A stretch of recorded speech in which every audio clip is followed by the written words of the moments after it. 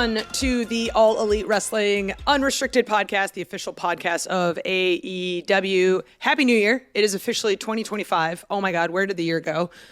We've got something fun today, but first off, this podcast is presented by Upper Deck. Collect your favorite wrestlers in 2024, Upper Deck AEW, and start your trading card collection today. Unwrap autograph, memorabilia, or premium tech inserts. Visit upperdeck.com to learn more. And of course, we are kicking off 2025 with our favorite guest host. Boom! Whoa! That's look right. at that. Oh, is that a segue or what? That was the best segue. For those listening, I kicked us off with the Nyla Rose trading card. Nyla Rose, who recently was on the podcast and one of our favorite co-hosts.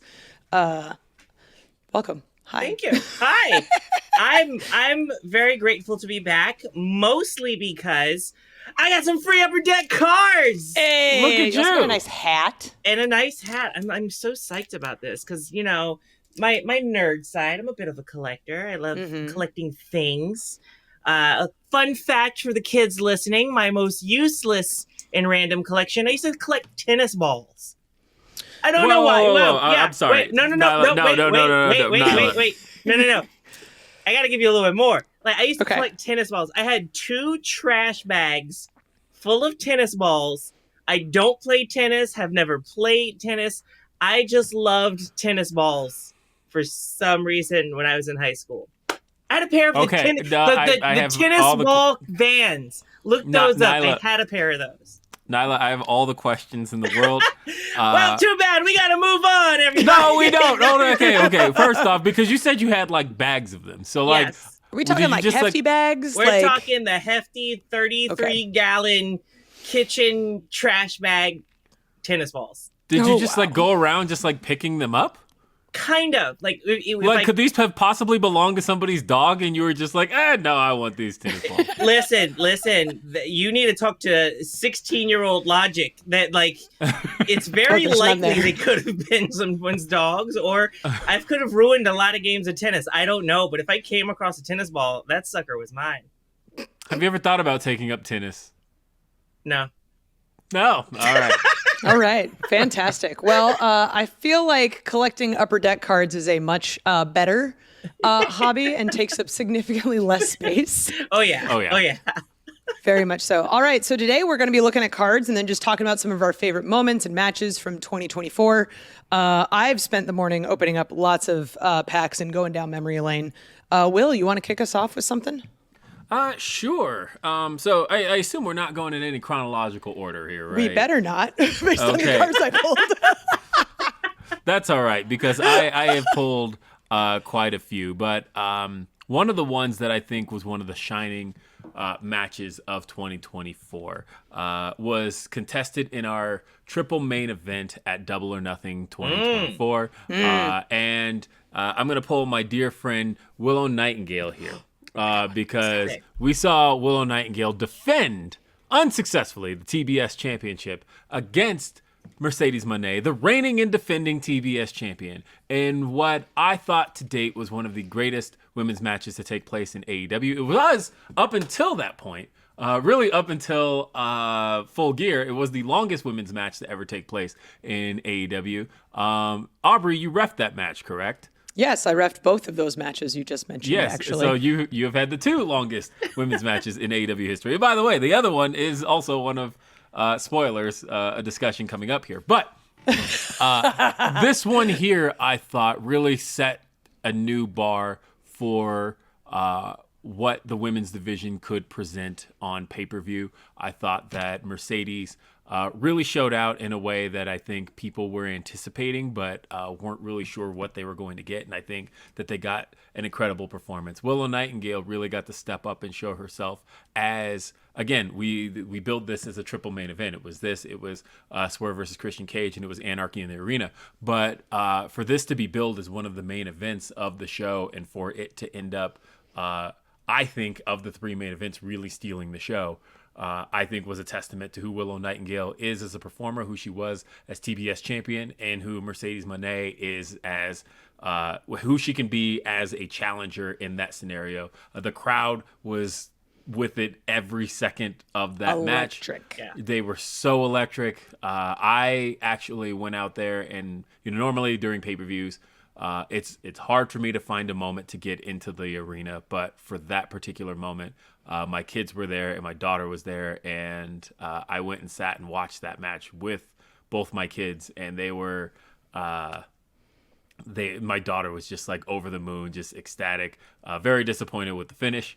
But at the end of the day, well, because like at the you're big Willow supporters in your household. Well, yeah, and not just that, but then we saw Chris Statlander take her short journey, begin her short journey to the dark side that night, and so oh my God, just knowing what that match was able to do, that is my first pick. Talking about the TBS Championship match, Mercedes Moné versus Willow Nightingale. Was all that written on the back of the card? Because that was a lot of information you just gave us. No, that's just Will's brain. This is my brain. No, you hit a lot of nails on a lot of heads. That was definitely, I was hoping to pull a Willow or Mercedes card because, like, everything you said, pretty spot on. And myself watching through fan goggles definitely got caught up in the moments there, and I no longer was like analyzing or like studying. I was along for the ride. It was a fantastic match. It was amazing, and kind of, because of the outcome of that, I was kind of happy because then it opened a few doors for me, and I got to get in the squared circle with old Mercedes Moné there. That's right. That was one of my favorite matches this year, partly for what it meant for me as someone in wrestling. Like, I had previously flown to shows to see Mercedes wrestle because that's what she had sort of meant to me as a woman in wrestling. So to be a part of that in this triple main event at a huge pay-per-view in Vegas, I remember sitting in makeup and telling Salem, like, hey, can you glue like jewels to my head or something? Because I have to be in a match with like Willow and Mercedes and they both look great. So I kind of need to step it up a little bit. So getting glue out of hair was totally worth being a part of that moment. Definitely a history-making moment for sure. We, as speaking AEW, we have cultivated a lot of moments that are going to live on in infamy, and I definitely think this is one of those that's going to be a landmark moment that people are going to be talking about for years, decades down the line. Mm-hmm. Nyla, what did you pull? What's a memory in your lane this morning? Man, there's a lot, but I do want to address this one because this is a very recent thing that has happened. Ooh. It's this. We're gonna get off track just a little bit. We're gonna step our shoe out there. I got a Harley Cameron. We were on the same page, by the way, because I was gonna go here too. I got a Harley Cameron. I want to give this woman her flowers. She has been busting her humps and being completely out of her gourd with Harley Graham. What was that about? I had the quote unquote privilege to tag with her on Rampage. She was a little off the cuckoo rocker, but she was a great partner. Definitely had my back, but I think she was a little distracted because I saw her beelining for the concession stand, and I said, "What are you doing?" She said, "I have an idea." She ran to where we sell merch on the foyer, and I saw her abscond with a package. I wasn't sure what it was. Later to find out it was a hologram mask, and she found herself in another match. So kudos to Harley Cameron for stepping up and always stepping out. Man, yeah, Harley has had a transformative year. I think when she debuted, she was part of QTV and then eventually joining the Outcasts and then just being one of the best people in our locker room. Like, Harley's laugh is so infectious. And it doesn't, right? It doesn't. Like, and then, like, if you ever see her, like, the first time she looks at her makeup, she's like, wowie, wow. She's like a Muppet, like, exclaiming about anything. She's just... Perfect analogy. Oh my God. Yeah, it's like, it's so incredible. And it just like, my Wednesday is not complete without hearing Harley's laugh at least 20 times. So like, kudos to her. She had a breakout year in 2024. Yeah, I mean, look, Harley's one of my favorite people in AEW. I'll never forget her telling me the story of teaching herself to snort when laughing because it's like I know it's like a thing that most people do on accident, right? But she was like, no, it's like it's a good character trait, and she wanted to start. Yeah, and it was like, and she didn't have enough good character traits. Like, how does this work? Right, but it's like, and it's one of those things that just like popped me so hard because again, nobody like intentionally does that except for Harley Cameron. But like, she is such a master of her craft and what she does, and everything she brings to it all. And yeah, to watch her go from, again, starting with QTV and moving it. And even then, like, I think a lot of the QTV stuff was way underrated. I know that seeps into 2023, but like that moment in Chicago with her and Bowens is still like an all-timer. And and for her to then make it all the way over to the Outcast, and then look, this year I got her to do Knifey Spoony on TV, and that was like a thing that I had been pushing for a very long time. Like literally, her debuting with the Outcast with the knife was literally just to get to the Knifey Spoony moment, because I knew no one could deliver it like her. And like, honestly, Harley Cameron's the best. So I'm so glad we got to talk about her and having a very cool breakout 2024. Speaking of 2024, I think it's hard to get past this year without talking about one of the most memorable and emotional and just outright cool matches. And I pulled two of these as heroes and heroine cards, but we've got Darby Allin and Sting. And as we all know, Sting had a storied career that he got to finish up at AEW. He and Darby tagged the entire time. Sting retired undefeated. And I think the best part was watching this retirement match. Like, not everyone in wrestling, most people in wrestling, I would say, don't get to choose how they go out. Either it's injury or whatever the issue may be. But like, this was watching this match. Yeah, there we go. Awesome card. Yay. This is, without a doubt in my mind, I'm watching this going, this is Sting's like dream. Like, it's all the different versions of his entrances, including his kids, and like hearing the full on like explanation of how to make them all, like, one of them bleached his freaking hair. The other one was wearing a wig. Like, they committed. It was awesome. But then seeing all of these crazy things happening, and I think it's hard for any of us to not remember vividly in our minds Darby jumping off of that ladder and then just like just the blood seeping from his back after he went through the glass. Like, this was so cool, but also just so emotional and such an incredible moment in AEW's history. And I'm glad we got to give that to Sting. I'm glad I got to live through that as a fan. Right? Again, fan goggles. Are you kidding me? His kid hit one of the cleanest stinger splashes in the corner. Like, I stood up out of my seat. Like, it was such an incredible moment. Not to be a part of it ringside, but you don't even have to, because the energy in that building for that match, the wavelengths throughout the entire venue, it was so incredible to just be there and witness. Yeah, being there at Greensboro Coliseum. And, it's interesting because, Aubrey, you made a point about how Sting really got to do it his way. But what's so interesting is that Sting is such a giving individual that, like, if he had really gotten to do it his way, he would have gone out there and lost in like 20 seconds and and just Probably. given everything to everybody, because that's Facts. who he is and that's what he wanted to do. But at the end of the day, like, we had to do this for Sting, and Sting had to have his moment in the sun, and for Revolution to be a celebration of Sting the way it was, from the incredible entrance that the video in the theater that him and Darby have put together, to having Metallica one last time in the entrance theme. And One last time until All In. Yes. Oh yeah, that's right. Until All In, which was a story in itself. But then Matt and Nick, going in there to reclaim their tag titles and being unsuccessful in doing so. But man, did they take you on a roller coaster in doing it. And it was such a cool night. It was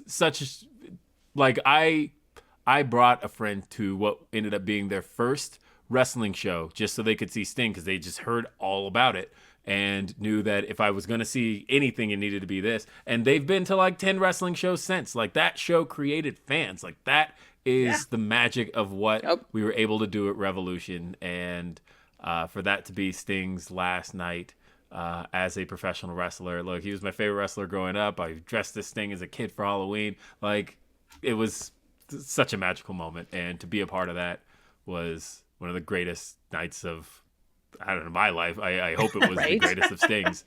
Right? You'd hope, right? One quick story before we go to break, because many people may not know this, but that match was officiated by Rick Knox. And then at one point when the Darby spot was discussed, we're like, we need to figure out how to make this as safe as possible so Darby doesn't die. Yes, we try to make sure Darby doesn't die on this show. We have that discussion weekly, by the way. Weekly. Oh, 100%. I don't think anyone doesn't believe us when we say that. So the discussion was, how do we have someone else there to help? And the decision was made, let's have Stefan out there so that he can assist the ladder so Darby doesn't fall over before he's supposed to. And at one point I go up to Stefan and say, is this your first pay-per-view main event? And he's like, well, yeah, I guess. I mean, I'm not doing much. I'm like, yeah, but you're kind of doing the most important part. Quite literally. Right? So there's a picture of me and him hugging after the main event that I think Rachel Ellering took and then texted to me. And it was just really cool because then Stefan went on to officiate, officially full out his first main event Dynasty, at the next pay-per-view, Dynasty, where Swerve Strickland won the title. So it was this little appetizers to Stefan in the main event. But yeah, that was a cute little thing. And I just remember my friend getting to do something cool that day. So I wanted to give him a shout out. And now we got to go to break. We've got more matches coming up that we're talking about, all of our favorite moments from 2024 here on AEW Unrestricted. All right, guys, we are back with some more of our favorite moments from this past year, 2024. I've got a bit of a controversial one. Ooh. Ready for some controversy? Always ready for controversy. I don't know. Should I be? It's you. Mine is a little bit of a controversial one because of the card it's printed on. The Heroes pack. Ooh. Hangman Adam Page. Oh, there we go. Oh, yeah. His year. Yeah, you His know where I'm going with this. His 2024 was, woo-hoo, boy. He was a hero to himself when he burned down Swerve Strickland's childhood home. Yeah, sad Swerve. Hold him up. Yeah, very sad Swerve in this card right here. Swerve. That's Full Gear too, right? That picture is from Full Gear 2023. I believe so, yeah. Because you got the dancers in the background. And I got a Nana. I got a dancing Nana. I also have a Nana that's fan really out the flames. You got the holographic one. They got the good one. I do. Yeah, he iconic moment, not just for AEW, for wrestling, for the landscape of professional wrestling. In all of my 22 years on this earth, have never seen, don't fact check me. Don't look at my card. Don't read the stat. Don't fact check me. I've never seen anything so insane happen between two wrestlers. That was iconic till the end of time. Oh, the house thing was crazy because I remember up to that point, Swerve was sort of seen as the bad guy because he had broken into Hangman's house. He had stood over the baby crib, just very memorable shot of all of this happening. And everyone seen as he was. He objectively was. Right. Okay. Yeah. Seemed. Yeah. Is maybe not the right word. But then we see Hangman walking through this home that Swerve had just bought, pouring gasoline everywhere, and then just very calmly sitting in a chair, lighting a match and drinking whiskey. And my favorite was seeing the online response of people saying Hangman did nothing wrong. I'm like, there's a pretty good argument here. I mean, yeah, it is interesting, especially if you're of the blue sky variety, and it's pretty much Hangman country there, where they're like, I mean, plants is leaves, so yeah, leaves is plants, yeah. And they very much are of the. I have watched a lot of people on that app justify arson. We're like, it's. I was going to say, either way, he did commit arson. Yes. Correct. It's fascinating because, 2024 was really a transformative year for those two.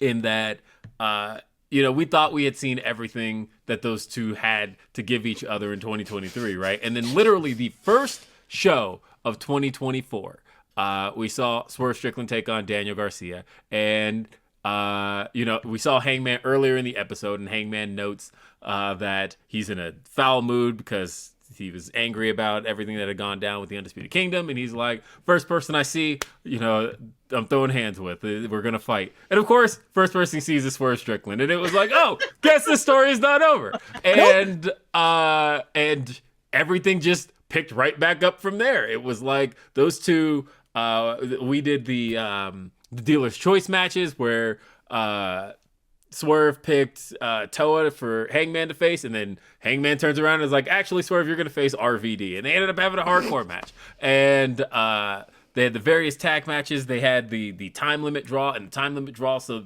the two of them kind of switched dispositions.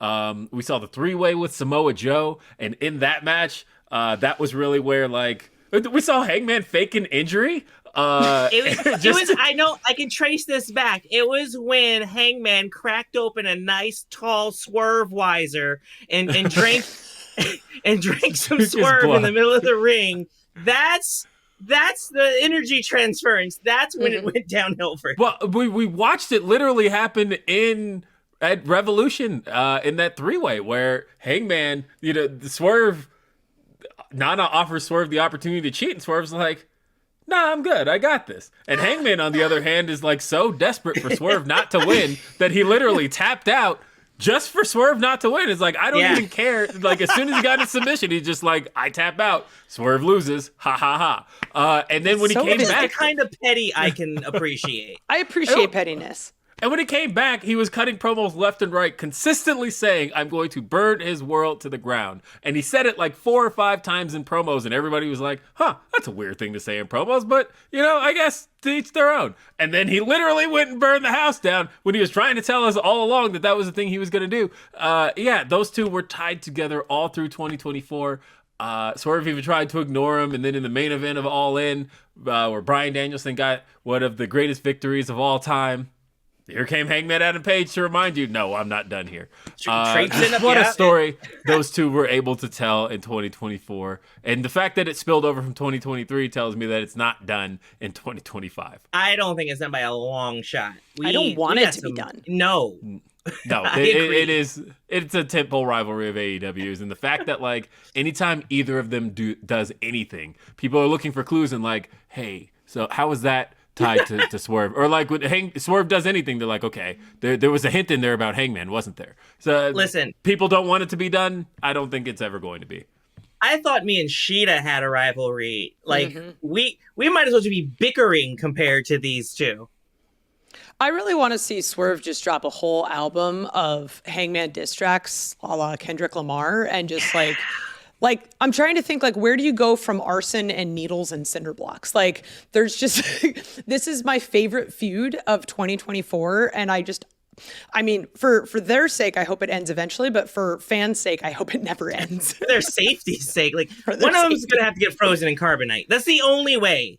Yes, that's the only way. But then it's going to end up being a Demolition Man situation where you find out that the other one was frozen too. And then it just end up in the future. All right, I've got a match I want to talk about. This is actually super big moment for AEW, but also one of my favorite matches of the year. We have Mariah May, who won the AEW Women's World Championship at All In from Toni Storm. In Christmas colors. In Christmas colors. Yeah, look at that. They're green and red. For those listening to the podcast, definitely watch the video. I love these two women, and I love everything they did in this year. We talked about Harley, but Mariah had an incredible 2024. Toni had an incredible 2024. I remember someone putting together a graphic of all of the times that Toni Storm competed at Forbidden Door the last few years, and she was a different iteration of herself. And like a fine wine, Toni Storm only got better with age. It was phenomenal. It was incredible. Her commentary, even during matches, making period jokes, it was just so good that I think all of us were waiting for their inevitable match at All In, and then seeing Mariah with this bloody face just overcome Toni and finally get this championship after beating her with a shoe. after winning the Owen Hart Cup tournament. Like, there's just so many layers to this and so many moments. It's hard to pick out a single one. But we talked about Swerve and Hangman being a feud. I think this was my favorite feud in the women's division, was seeing Toni Storm and Mariah May and seeing it kind of culminate so far at All In. Certainly, not even feud, but just overall story. And I'm glad you mentioned layers, because there were layers upon layers, like a very fine onion to this story. From pretty much the moment Mariah May debuted, everything was interwoven. This woman had a master plan, and a lot of us were too blind to see it the whole time. And she Scorsese'd us. If you ever watch a Martin Scorsese movie, you don't realize what's going on until the final moments of the movie. Mariah May Scorsese'd us, because we thought, here's this woman coming in, very sweet, very innocent. Some of us were familiar with her time in Stardom, but not everyone, right? And Toni Storm graciously took her under her wing, showing her the ropes, if you will, here in AEW. And lo and behold, she had a nasty mastermind evil plan the entire time. We've been had. We had been had. I thought that, again, everything that could be said about the story, I think, has been said. But I think that the match really set an incredible standard. I think those two going out there and having really the crowd in the palm of their hands at All In, and to be able to do that in front of that big of an audience, and to coronate basically, as Nyla mentioned, kind of an unknown. When you really think about Mariah's arrival in AEW, and we thought we knew who she was, and then when she turned after winning the Owen Hart Cup tournament, and suddenly now we're getting to know this new Mariah, and she immediately wins the AEW Women's World Championship. And so it's right in front of our eyes, we're seeing somebody brand new ascend to the top of the women's division. And that was nothing we had ever seen before in AEW. And for that to happen the way it did was just very, very cool. And I think deserves the mention as one of the top moments of 2024. It was the Tyra Banks, we were rooting for you, what's wrong with you moment. All of us were just we should have known better, but none of us did. Very much so. We got one more. Will, what do you got? All right, I'm going to take it to Aubrey's neck of the woods somewhat, in that we are going to go to WrestleDream, where we saw this man, Konosuke Takeshita, become the international champion. And he won what I thought was possibly the greatest three-way match of all time. Yes. Takeshita taking on Ricochet, and then international champion Will Ospreay. Just an incredible match. I remember watching that match with someone who at the time was fairly new to AEW, and that match ended up going. Hold on, I actually want the actual time stamp. Let me see. I'm just curious because it's the only way to make the statement. Let's see if this is accurate. All right, that match went 20 minutes and 42 seconds. I remember 10 minutes into that match, the person next to me goes, "Wow, this is greatest three-way match I've ever seen."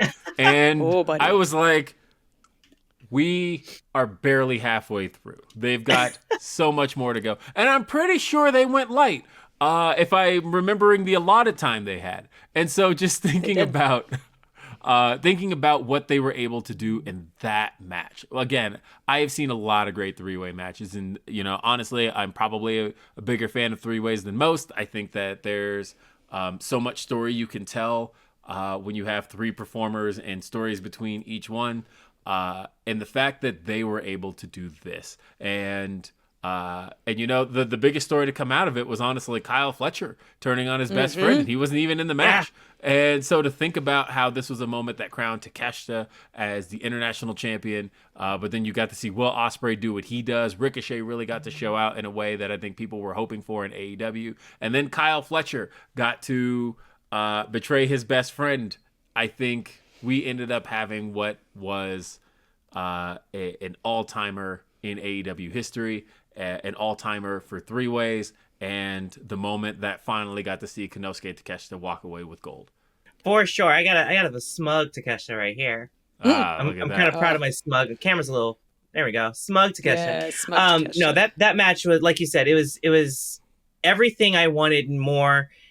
Nothing I expected. I thought I was like, oh, this is gonna happen, and then it didn't happen, and then I was like, oh, there's no way that's gonna happen, and then something would happen, and it was just fantastic. Like you said, clamoring, I think, is a great word for what Ricochet. We got to see him on full display in that match, and like you said, the Don Callis family, Kyle Fletcher, the whole nine. It fed a little bit of everything. You know, when you get Thanksgiving dinner, you want a little bit of everything on the plate. That match gave us that little bit of everything. We had the history between Ospreay and Ricochet. Takeshita coming in with something to prove. He had a chip on his shoulder. Someone who had been very deserving of gold for quite some time. Mm-hmm. Finally able to achieve that mountaintop. This chef's kiss. This was a fantastic match. Quick story about this match. So kind of goes back to Revolution of the same year. We had Konosuke Takeshita versus Will Ospreay, and Will Ospreay's first match as a contracted AEW talent, which I think blew everyone's mind, like most Ospreay matches did this year. And I remember I was on that episode of Dynamite where the graphic came out, but I heard first from my mother, who then texted me the graphic and said, "This is my dream match," because her two favorite wrestlers are Konosuke Takeshita and Will Ospreay. And so she is just loving this match. My mom goes to WrestleDream, right? And she's excited to see her favorite wrestlers, Konosuke Takeshita, who is slightly more favorite than Will Ospreay. And she goes, "I don't know about this Ricochet guy." And I'm like, no, Mom, it's okay. Like, if you like these two guys, you'll like him. Turns out my mom doesn't like Ricochet as much because he's not as tall as Takeshita. So I think there's a little ulterior motive there, but whatever. So Takeshita wins. My mom literally stands up out of her chair screaming and just like, yes, and then falls trying to sit back down in her chair because the seats flip up. And I'm just getting reports like, your mom is so excited she's falling over. So even though he's a bit of a jerk and sides with Don Callis, Konosuke Takeshita is someone who is talked about frequently in my family group chat in only positive ways. Love it. Love it. Yes, and I think we could take one more break here on AEW Unrestricted, but when we come back, we've got even more looking back at some of the greatest matches and moments from 2024. Stay tuned. This is AEW Unrestricted. AEW Unrestricted. It's Aubrey, it's Will, and it's our guest, Nyla Rose, and we are talking about our favorite moments from the year that was 2024. And of course, with this show being brought to you by Upper Deck, we've got to talk about it, being guided along the way with our Upper Deck cards. And this one I've got here is the perfect segue into our next match, because I want to talk about a man who held on and held down the TNT Championship throughout 2024.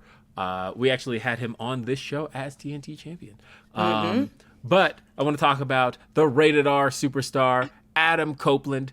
He made his debut at the end of 2023 at WrestleDream and really just became a part of all things AEW. Almost at every level. The way he was working Dynamite, Collision, pay-per-view, there was the way you'd see him sticking around to the end of every show and talking to every talent the way he did. Adam Copeland really made himself a part of AEW. And I think when you talk about the matches that Adam Copeland was able to put on throughout the year, because I think he had something to prove. And I think he wanted to prove it as TNT champion. But I actually want to talk about the match where he won the TNT Championship. Before you get into that, can I? You said something that resonated with me. I don't necessarily think it was just something to prove. This man has such passion and love for this business and everything we do, and I think that coupled with that, I just wanted to say that. Before it escapes me. But when I say something to prove, I simply mean the fact that I think for the career he's had, Adam Copeland could have very well have rode off into the sunset multiple times. And yet, I think for him to be able to perform at the level he's performed this year, or last year. Non-stop. Yeah, nonstop. Every week. Yes. And I think that, he proved that he's still Adam Copeland. He's still got a lot left, and he's still got a lot to go. But I want to talk about, so this man, I think, will be eternally tied to his former best friend, Christian Cage.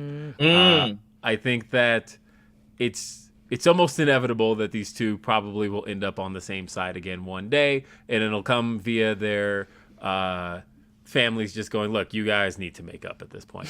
But but thinking about the fact that it came to a head in an I Quit match, Toronto, Canada, at the Coca-Cola Coliseum, we saw Adam Copeland take on Christian Cage, the TNT Championship match, a match that was so big that it literally spilled over into Rampage. That we literally had Dynamite back-to-back with Rampage, and Dynamite ends. If you just watch Dynamite, you didn't see the end of that match.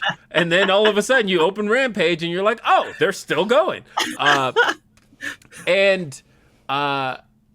This was just, these two have had some incredible matches with each other over the years, really going back to like some of the first matches they've ever had with each other 25 years ago. But for them to be able to go out there and do this with each other at this stage in Toronto, Canada, where it all started for the two of them, Christian Cage walking into his hometown with the loudest boos I think I've ever heard for anybody in their own hometown. Yeah, that's impressive.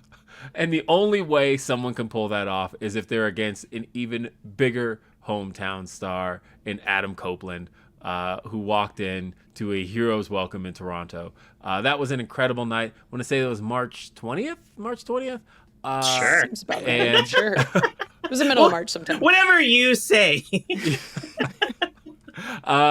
And it was such a moment. It was such a great night for the two of them. Adam Copeland, of course, came up.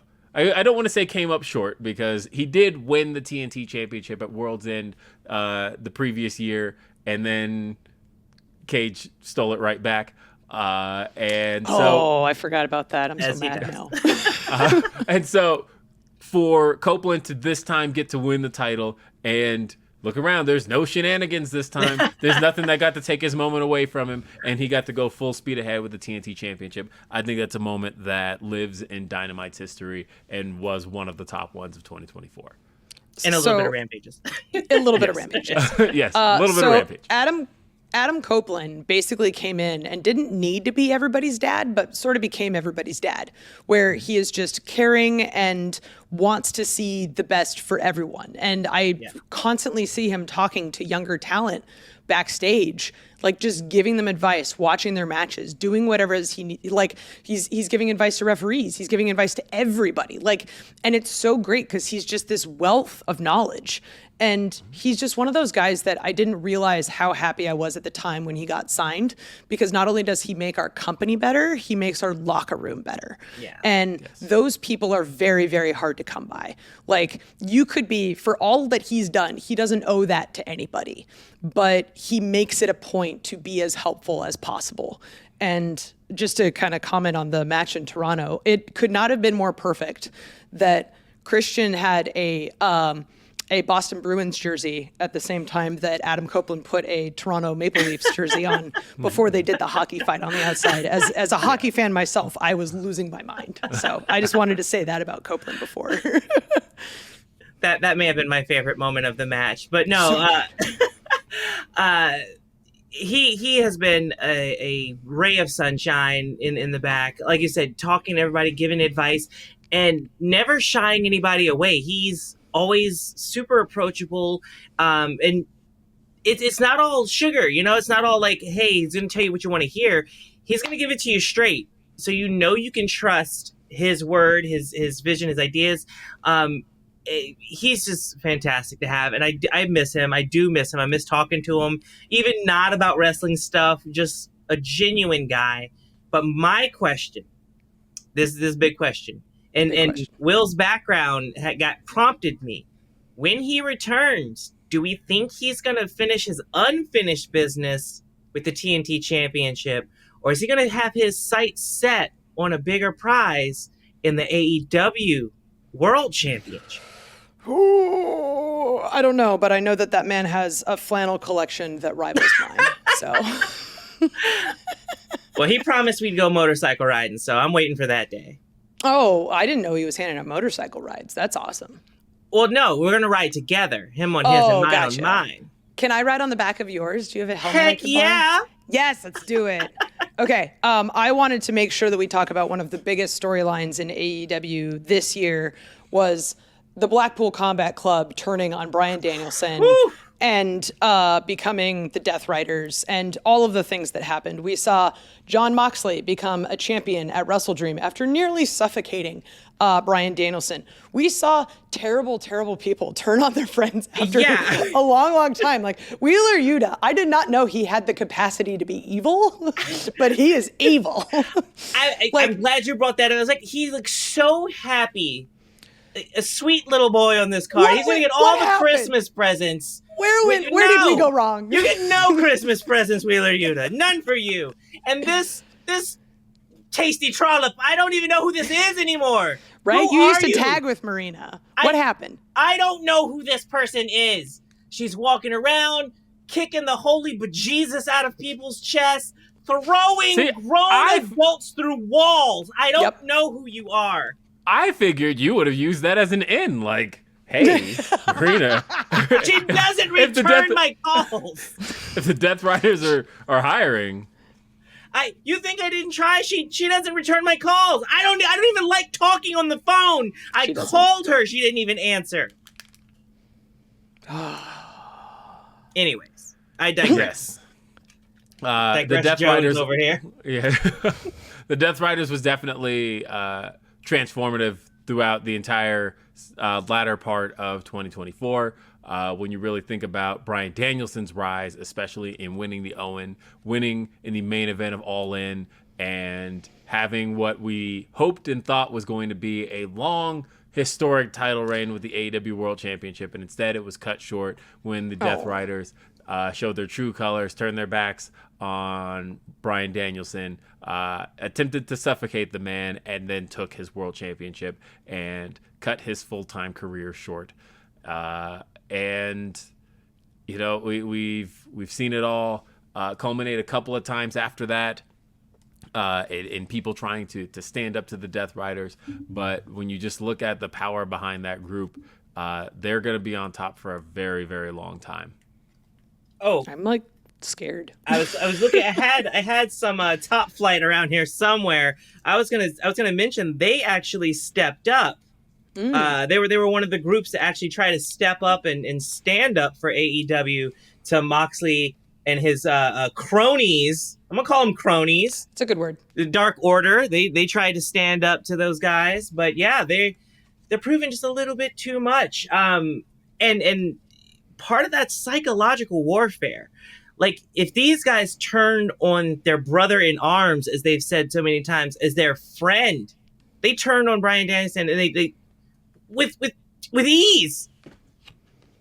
With ease and a plastic bag, they tried to take him out. They turned on him. Nobody is safe. No, it's a weird.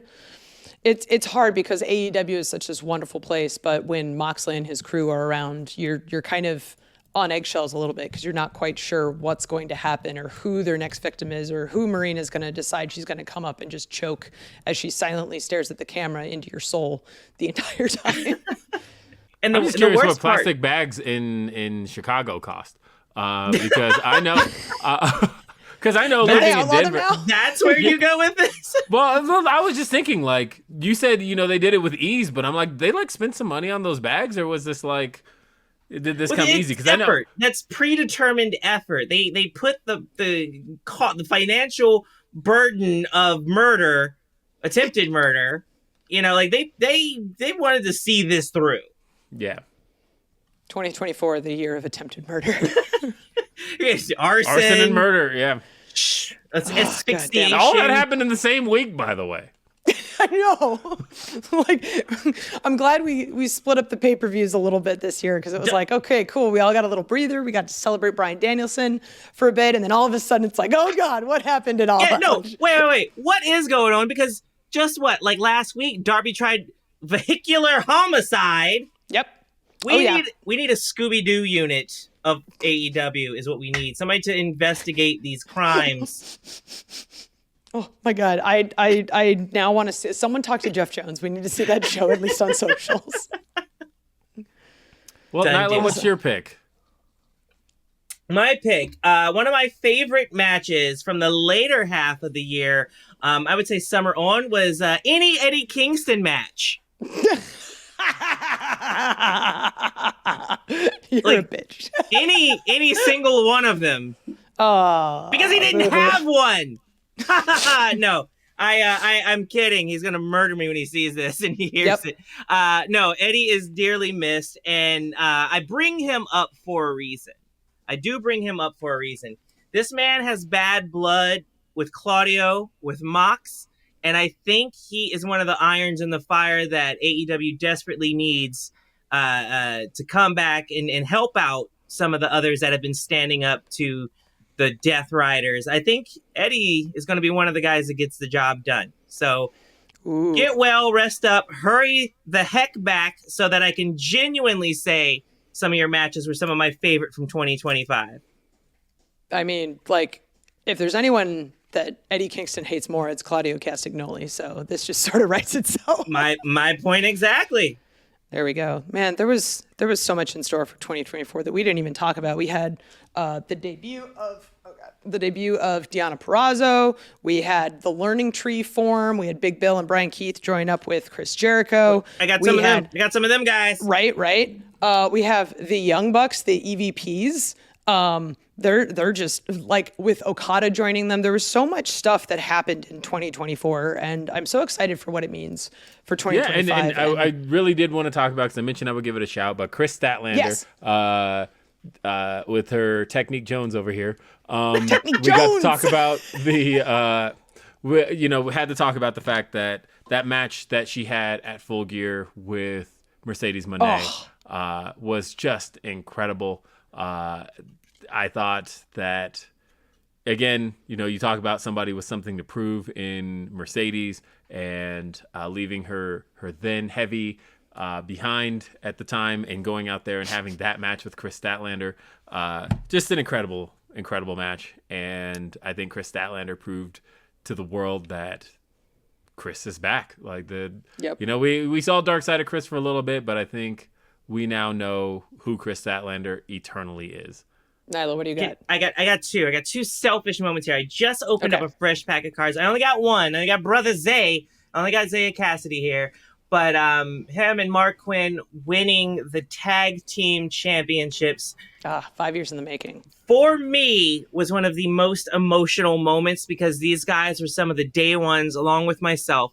So for me to witness them finally get their moment, I cried like Marina Shafir kicked me in the chest. I cried so hard, and I was so happy for those guys to actually get that moment, especially coming on the heels of having it in their grasp at WrestleDream and just have it ripped away.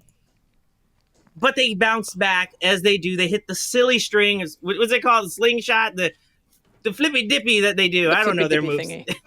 But they hit that, they bounced back, and they got the championships. And then selfishly, this hussy, I got to be in the ring with her this year a few times. That made me happy. That was one of my favorite moments because Saraya, for those without video. Saraya, yeah, sorry. Yes. I forgot it's not just video. Not just video, Saraya.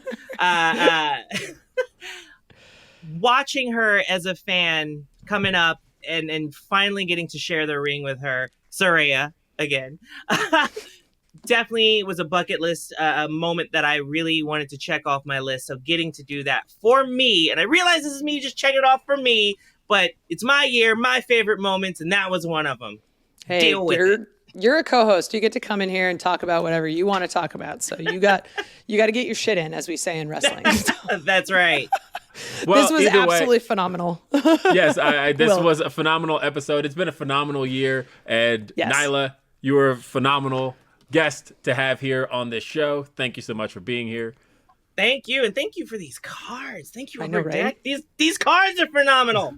They are. Nyla, by the way, is a fantastic follow on social media. I was able to talk Yes. Nyla finally into getting a Blue Sky account, and she's been great there. If you aren't following her already, do so at Nyla Rose Beast. AEW Unrestricted is sponsored in part by Upper Deck. Collect your favorite wrestlers in 2024, Upper Deck AEW, and start your trading card collection today. Unwrap, autograph, memorabilia, and premium tech inserts. Visit upperdeck.com to learn more. You can listen to and follow this podcast, AEW Unrestricted, at Apple Podcasts, Spotify, or wherever you get your podcasts, and check out the video episodes on our YouTube channel at AEW Unrestricted. Hit that subscribe button so you never miss an episode. And hit it. Are you an AEW insider? Get early access to ticket pre-sales, special merchandise offers, and more straight to your inbox. Sign up today at AEWTIX.com. And don't forget AEW Dynamite on TBS Wednesdays at 8 p.m. AEW Collision live every Saturday on TNT. ROH streams every Thursday on Honor Club. I'm Will Washington. She's Aubrey Edwards. We'll see you next time. Have a great day. Peace. Yay!